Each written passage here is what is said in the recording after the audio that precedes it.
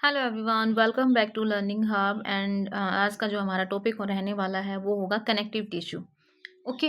Epithelial tissue chapter की introduction है। Epithelial tissue है वो हम ऑलरेडी डन कर चुके हैं। आज का जो टॉपिक हमारा होगा वो होगा connective tissue. Okay. So start करते हैं हम अपने कनेक्टिव टिश्यू से।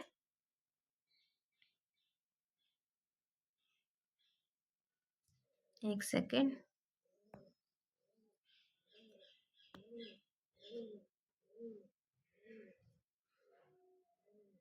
Connective tissue, right. तो सबसे पहले कनेक्टिव टिश्यू की हम इंट्रोडक्शन देखते हैं कि कनेक्टिव टिश्यू होता क्या है। Definition of connective tissue. Connective tissue, connect word से ही हमने याद रखना है कि जो कनेक्टिव टिश्यू का मेन फंक्शन रहने वाला है वो होता है लिंकिंग का। जैसे एपिथेलियल टिश्यू हमने पढ़ा था, ये ऊपर सबसे ऊपर एपिथेलियल टिश्यू प्रेजेंट होता है, उसके नीचे जो है बेसमेंट मेम्ब्रेन प्रेजेंट होती है and after that connective tissue जो है वो प्रेजेंट होता है। तो कनेक्टिव टिश्यू का जो मेन रोल होता है वो होता है लिंकिंग का, यानी कि उसको सपोर्ट करता है और लिंक रखता है उसके साथ।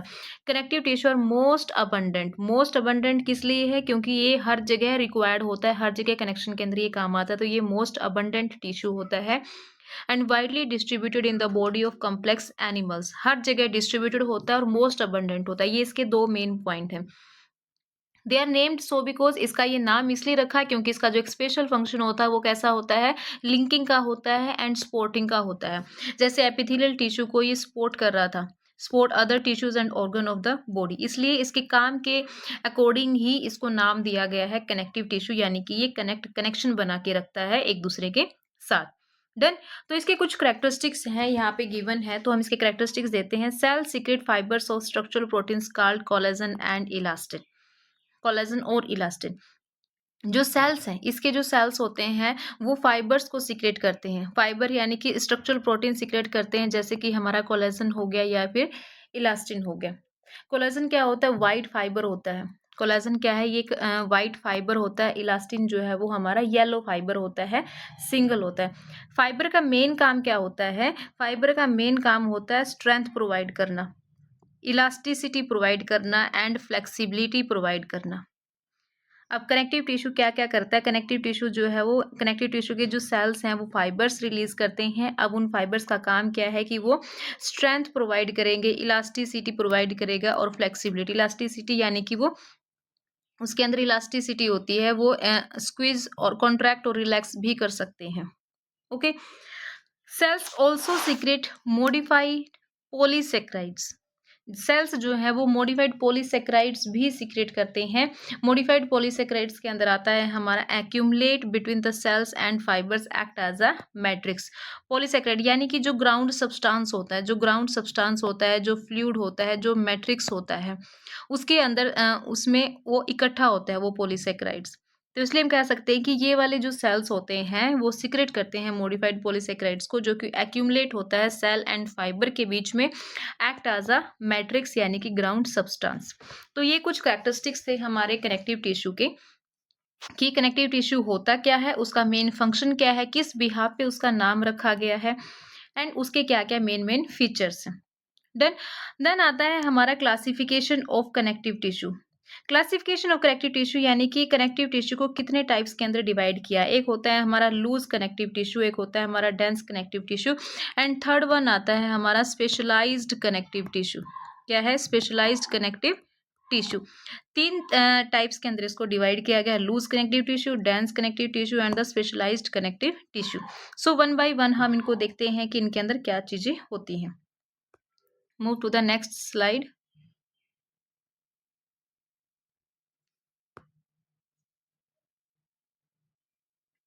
सबसे पहले आता है हमारा लूज कनेक्टिव टिश्यू। सबसे पहले हमारा क्या आता है? लूज कनेक्टिव टिश्यू आता है। लूज कनेक्टिव टिश्यू के अंदर क्या है? एरियोलर टिश्यू होता है। एक सेकेंड। सो लूज कनेक्टिव टिश्यू के अंदर सबसे पहले हम देखते हैं कि इसका नाम लूज किस लिए रखा है, क्योंकि इसके जो फाइबर्स हैं वो क्या होते हैं? लूजली अरेंज्ड होते हैं। इसके अंदर जो फाइबर्स होंगे वो क्या होंगे? लूजली अरेंज्ड होंगे, फाइबर्स लूजली अरेंज्ड होंगे, दैट्स वाई इसका जो नाम होगा वो क्या है, लूज कनेक्टिव टिश्यू है।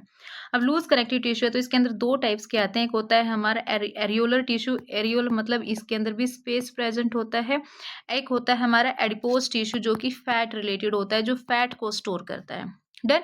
सो लूज कनेक्टिव टिश्यू के अंदर हमने दो पढ़े हैं, एक है हमारा एरियोलर टिश्यू, सेकंड है हमारा एडिपोज टिश्यू। अब एरियोलर टिश्यू को थोड़ा सा देखते हैं कि ये कहाँ पे प्रेजेंट होता है।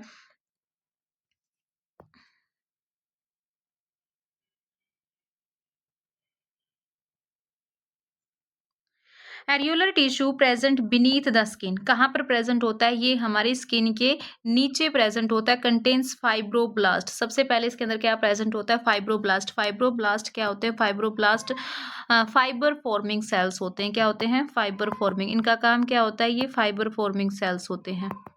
ओके, यहाँ पे जो फाइब्रोब्लास्ट है जैसे कि ये वाला है, दिस वन, ये क्या है हमारा फाइब्रोब्लास्ट है, और यहाँ से ये क्या रिलीज हो रहे हैं, कोलाजन, यानी कि फाइबर्स जो है वो रिलीज हो रहे हैं। देन नेक्स्ट है, इसके अंदर क्या प्रेजेंट होता है, मैक्रोफेजेस प्रेजेंट होते हैं। मैक्रोफेजेस का काम क्या है, मैक्रोफेजेस यानी कि कोई भी पैथोजन है, कोई भी पैथोजन है उसको ईट करने का काम करता है ये। ओके, कोई भी सेल है, वेस्ट है, पैथोजन है, तो उसको क्या करेगा, इसको हम सेल ईटिंग भी बोलते हैं, पैथोजन, पैथोजन को ईट करता है ये। नेक्स्ट इसके अंदर क्या प्रेजेंट होता है, मास्ट सेल्स प्रेजेंट होते हैं, इसके अंदर क्या क्या प्रेजेंट होता है, मास्ट सेल प्रेजेंट होता है। जो मास्ट सेल है, मास्ट सेल के अंदर, मास्ट सेल जो है वो इसके तीन काम होते हैं। मास्ट सेल के अंदर एक तो प्रेजेंट होता है हमारा हिस्टामिन, क्या प्रेजेंट होता है, हिस्टामिन। हिस्टामिन क्या करता है भाई, हिस्टामिन जो है वो एक वैसोडाइलेटर है, ये क्या है, एक वैसोडाइलेटर है, वैसोडाइलेटर है जो कि बीपी को क्या करता है, डिक्रीज करता है, ब्लड वेसल्स को क्या कर देगा, वाइड कर देता है, जिससे ब्लड फ्लो जो है वो इजी हो जाता है और बीपी जो है वो हमारा डाउन हो जाता है, यानी जो ब्लड प्रेशर होता है वो डाउन हो जाता है। नेक्स्ट आता है इसके अंदर एक हमारा सीरोटोनिन होता है, सीरोटोनिन। सीरोटोनिन क्या काम करता है, ये वैसो कंस्ट्रिक्टर होता है, ये क्या होता है, वैसो कंस्ट्रिक्टर होता है। वैसो कंस्ट्रिक्टर का काम क्या है, ये ब्लड वेसल्स को कंस्ट्रिक्ट यानी कि स्क्वीज कर देता है, जिसकी वजह से ब्लड प्रेशर जो है वो हमारा इंक्रीज हो जाता है। देन इसके अंदर एक आता है हमारा हिपेरिन। हिपेरिन का मेन काम क्या होता है, हिपेरिन होता है एंटीकोएगुलेंट, एंटीकोएगुलेंट, एंटीकोएगुलेंट। हिपेरिन होता है एंटीकोएगुलेंट, इसका मेन फंक्शन होता है एंटीकोएगुलेंट, यानी कि ब्लड के अंदर क्लोट्स बनाने को रोक देता है, ब्लड के अंदर कोई धब्बा ना बन जाए, मतलब गांठ ना बन जाए, उससे उसको प्रिवेंट करता है, ये मेन फंक्शन होता है हिपेरिन का।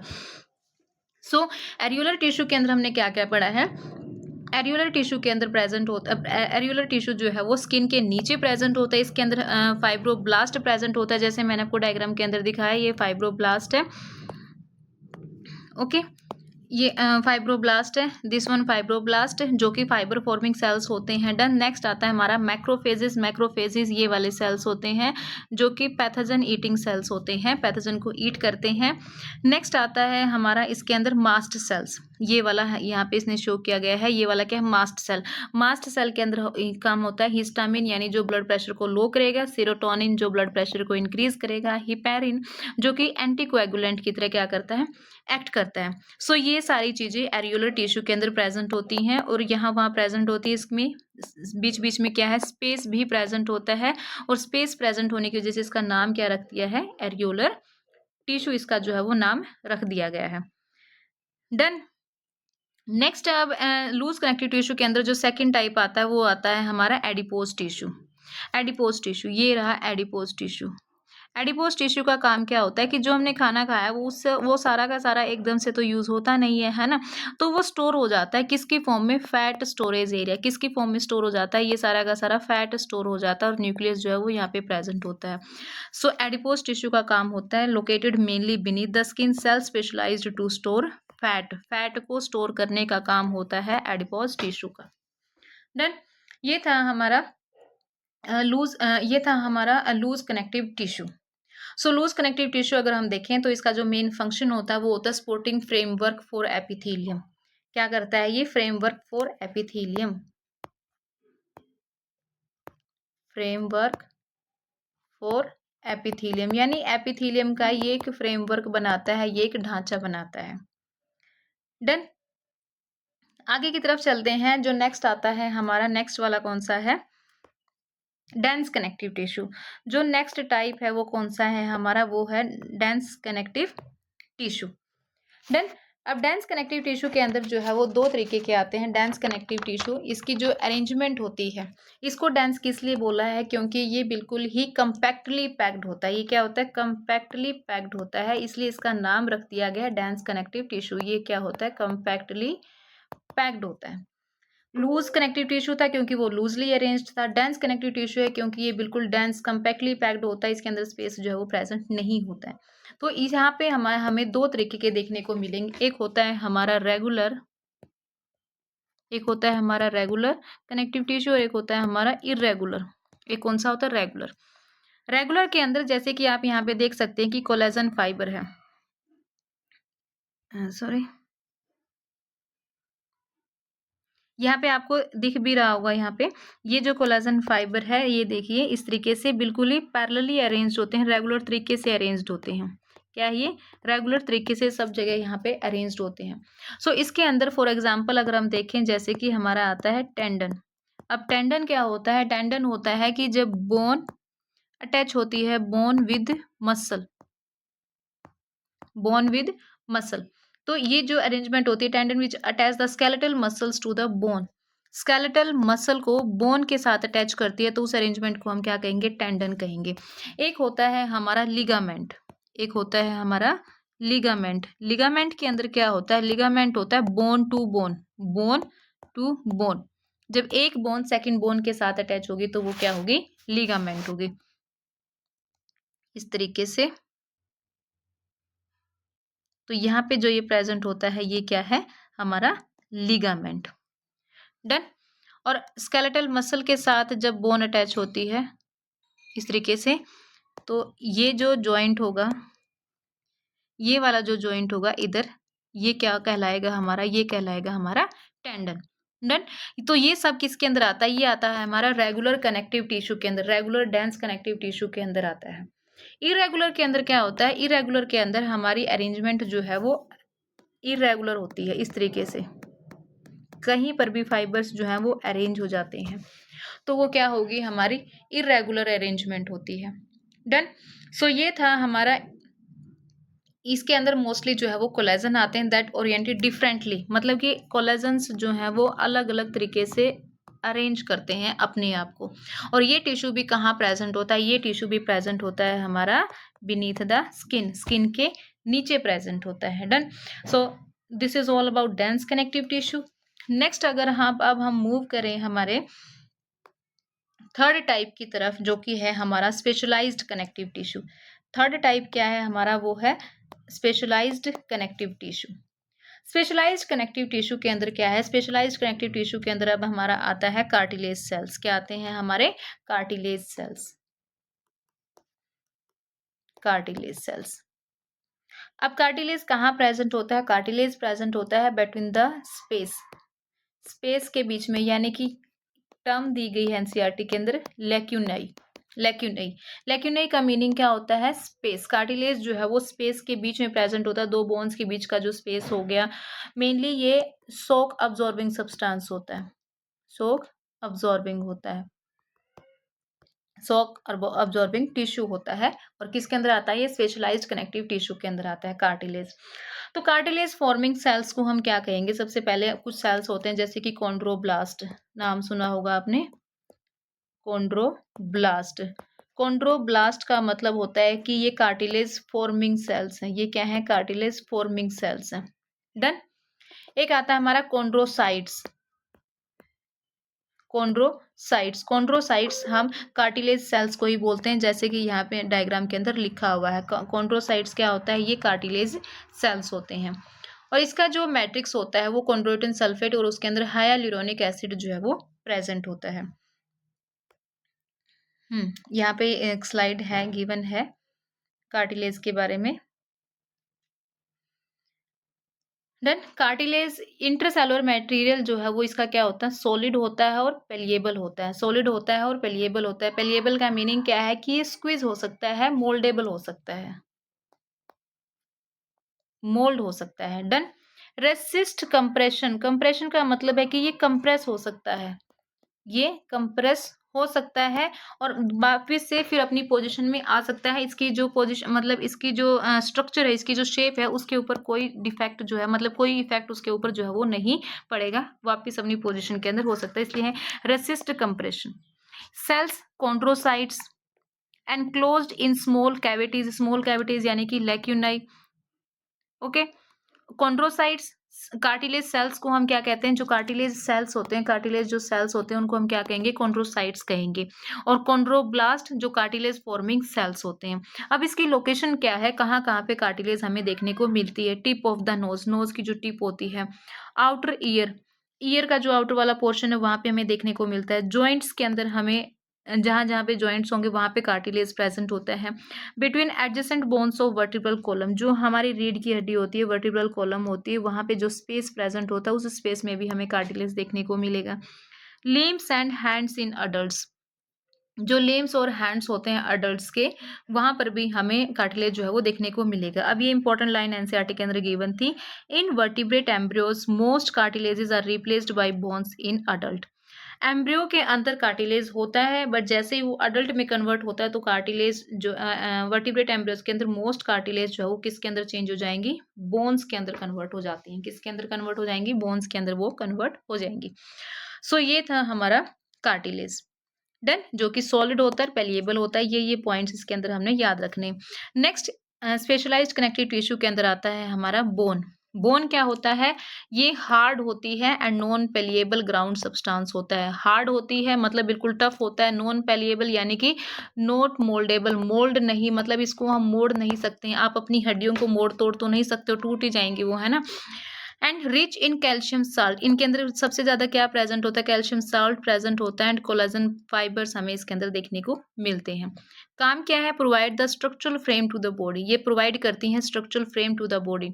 एंड वेट बियरिंग फंक्शन भी इनका होता है। आगे हम पढ़ेंगे क्या क्या है।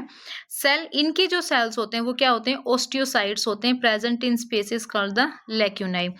जो कार्टिलेज के सेल्स हैं वो क्या होंगे, कॉन्ड्रोसाइट्स होंगे। बोन के जो सेल्स होंगे वो क्या कहलाएंगे, ओस्टियोसाइट्स कहलाएंगे। डन।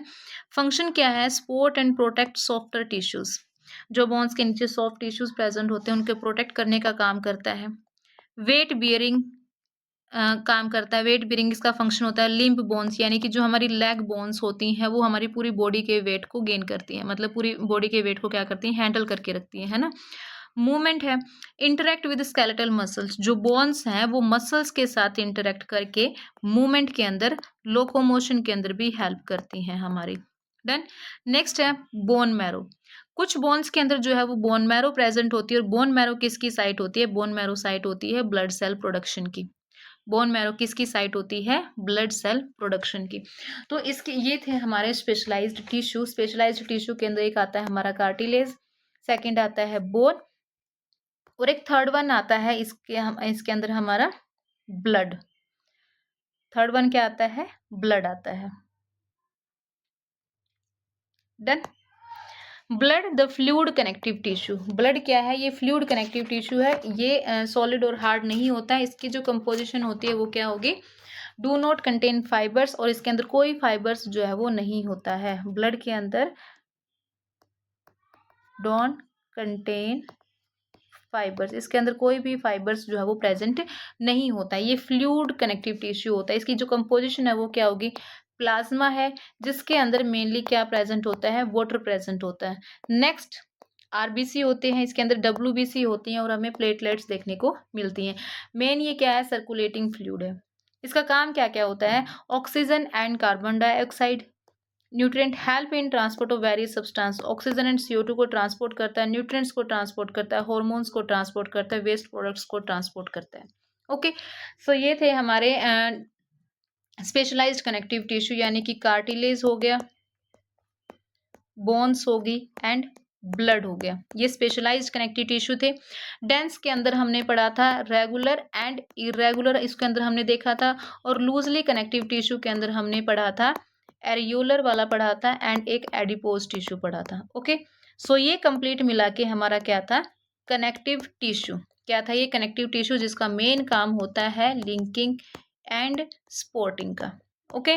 सो लास्ट के 1 मिनट के अंदर हम पूरा रिवाइज कर चुके हैं इसके अंदर कि आज की क्लास के अंदर हमने क्या क्या डिटेल्स जो है वो देखी हैं। ब्लड के अंदर हम यहाँ पे इतना ही देखेंगे क्योंकि बाकी जो आगे चैप्टर होगा बॉडी फ्लूइड्स एंड सर्कुलेशन, उस चैप्टर के अंदर हम इसकी डिटेल देखेंगे। यहाँ पे जस्ट हमने इसकी एक गो थ्रू किया है कि ब्लड के अंदर क्या क्या चीज़ें जो है वो प्रेजेंट होती हैं। सो डन, आज की क्लास यहीं तक थी। आज की क्लास के अंदर हमने हमारा कनेक्टिव टिश्यू जो है वो कंप्लीट किया है। नेक्स्ट क्लास के अंदर हम करेंगे मसल टिश्यू। ओके।